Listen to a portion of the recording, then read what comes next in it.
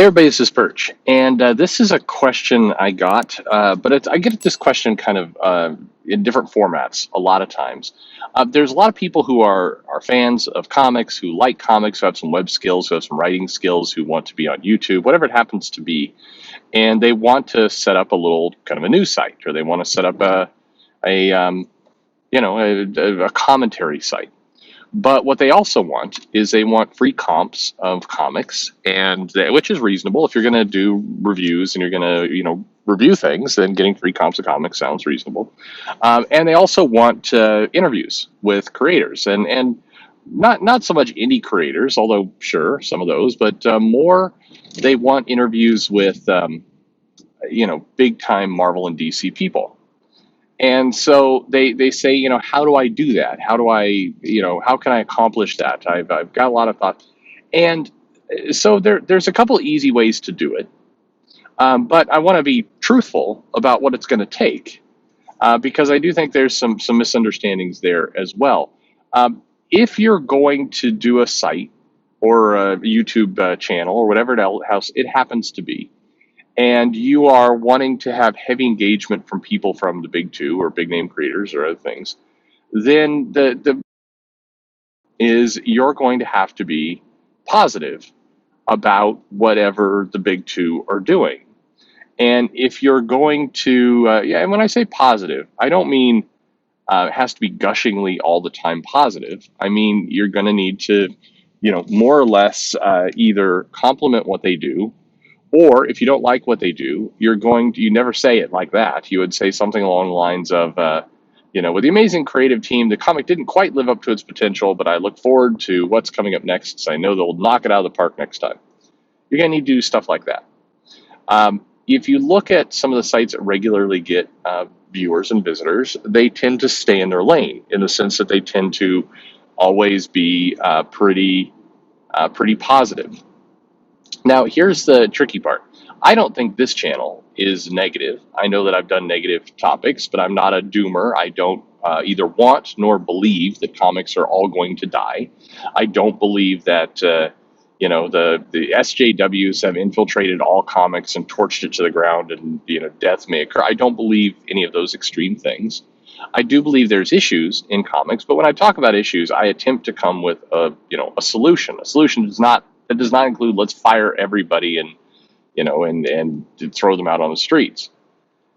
But that nuance is it won't work, because the way a lot of creators kind of look at things like this, if they're worried about it, they basically take the rule of, if there's any possible way to misinterpret what is being said, then it's too risky to engage with you. Not, by the way, not all creators, of course. Obviously, I've had a number of people on this show, and it's been very pleasant. And guess what? Those creators have not suffered negative consequences for coming on the show either. Why? I'm not a lunatic. That's why. Anyway, but in general, I think if you want access to those kinds of people, then you're going to need to never raise questions about where your loyalties lie, which sounds not for me. I'm trying.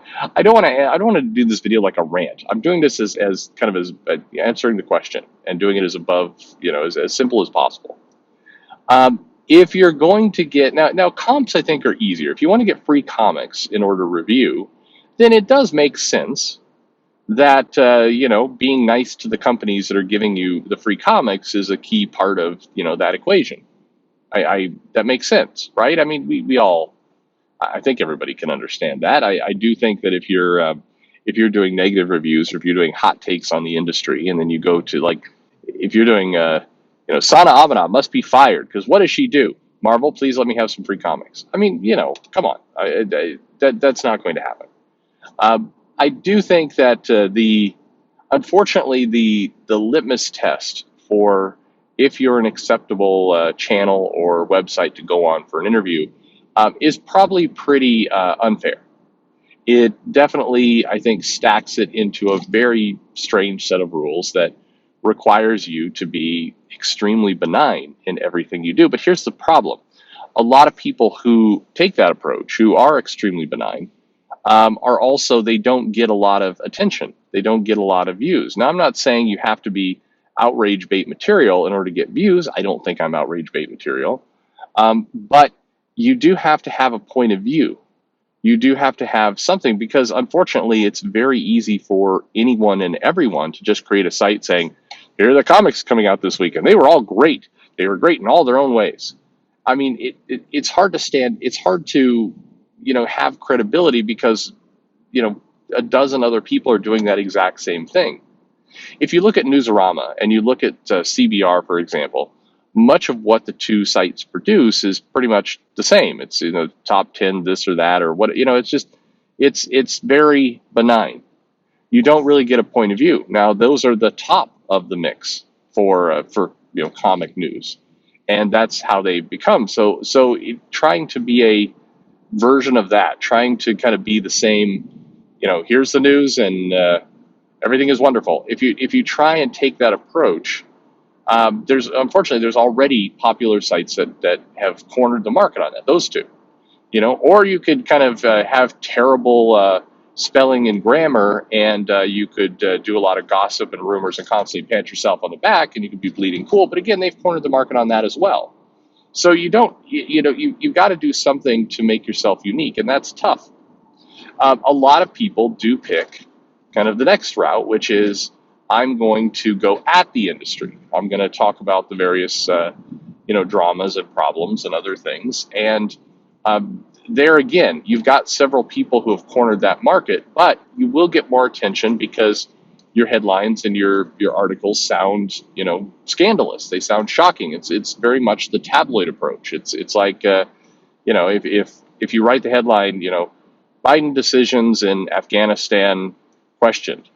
Okay, that will get some views. If you write, Alzheimer's ridden, Biden seems to have completely lost all control. Moron, what's he doing? I mean, that's going to get more attention, because of, it's going to get both people who agree and hate you simultaneously want to click to understand what you're on about. So that's why, of course, that's a route. But if you take that route, while you'll get the attention of people, so you'll have short-term benefits, certainly, of getting subscribers and people in, you will, people in the industry are going to avoid you. So again, it's what is your goal? If your goal is to be popular, then you need to have a point of view. You need to have something that you're coming with, something that is outside the ordinary that you're bringing. If you do that, your odds of running afoul of creators to the point that they won't come on your channel or do things with you become very high. The other part is that because there's all these reasons. It could be because they think you're negative. They could be because they're worried that if they come on your channel that somebody else will think you're negative and then they'll get in trouble for it. There could be jealousy. I know that there's some people who do art on the channel. They talk about comics, very benign, again, very no controversy, and then they draw characters. And I've heard creators rip those people too, and it's because it's out of jealousy.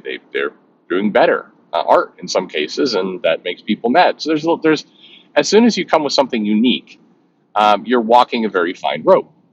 And then the other thing is, if you follow the wrong people on social media, you're in trouble.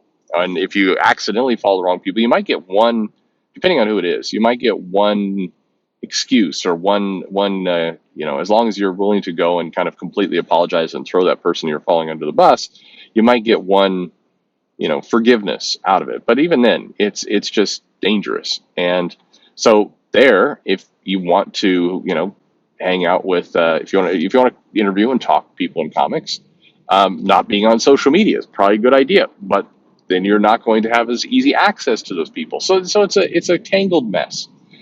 For me, I would never, I don't know, I won't jump onto a system where I have to watch who I follow constantly.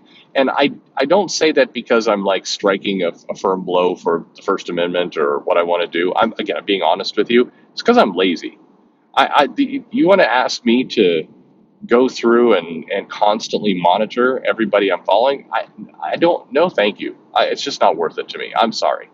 I know there's this recent dust up with Dan Slott where it's like, you got to look at who you're following. It's like, Dude, no, I don't. I'm sorry. I don't have the time. I would rather just delete Twitter. It's not worth it to me. What I've never heard anybody reconcile with is that on a regular basis on Twitter, if you respond to somebody or if you follow somebody, if you hit follow, it will instantly pop up a little bar that says other people you might be interested in following, and it shows a bunch of little icons kind of grouped together. And if you click it, then you'll just follow like 12 people that Twitter picks with its algorithm. Well, guess what? That can instantly move you from, hey, I'm just following creators, to Blockbot. Because, and I'm not making this up, because there's been engagement back and forth between Dan Slott and just some guy. There's a YouTube commentator. If you click on Dan Slott and it comes up with the recommended people for you, just some guy is in that list. He's buried in that little stack of icons. And it was for me. And if you click that, then you're following just some guy now, which in turn will cause Dan Slott and Al Ewing and others to block you and put you on a bot. That's that's a fundamentally broken part of the system I don't hear people addressing, but that is true. It is fundamentally true. And what are you going to do now? You're going to, oh, you blocked me by mistake. Please, I didn't mean to follow this just some guy person. Can you please? I unfollowed him now. In fact, I blocked him for you. Please unblock me. Let me. I mean, like, ugh, I'm sorry. That's too much. No, it's not worth it. It's not. It's completely not worth it to have access to a bunch of tweets about sometimes what he ate for dinner. I don't care, and I don't want to go through all that. I'd rather just delete my Twitter. It's not worth it.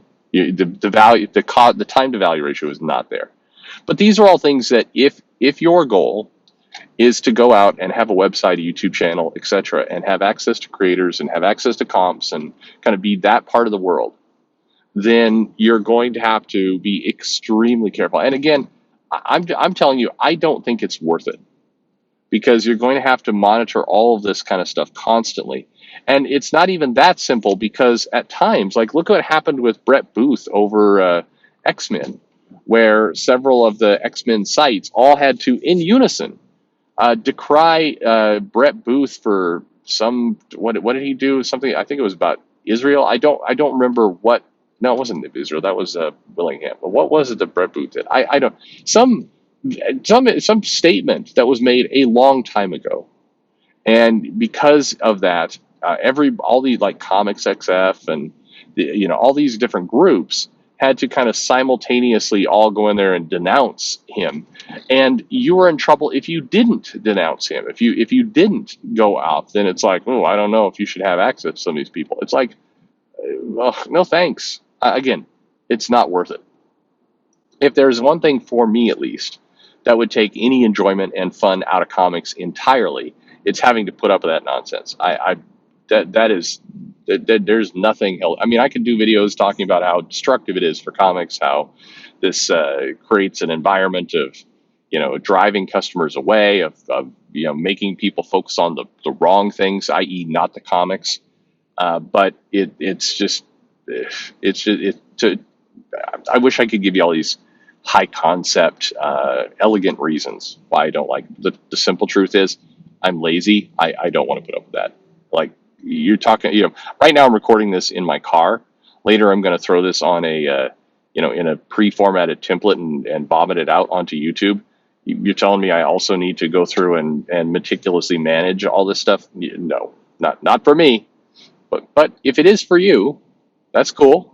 You have I'm giving you a compliment. You have stronger patience than I do. And if it's for you, then that's kind of what you need to do. You need to stay out of any of that kind of stuff, and network. Of course, once you have accomplished all those things and you're putting out these kind of light, benign, positive reviews, then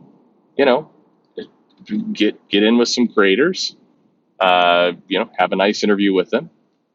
Treat them well, of course. Have some interesting questions. A fanboy or fangirl out a little bit. They like that. And then see who else will come on. That's what you can do. Or you can be like me and you can do this kind of hacky nonsense that I do, but you get real friends out of it. And that's That was the route I picked. I like it better, but up to you. Anyway, hope that answered your question. And as always, of course, thanks for listening.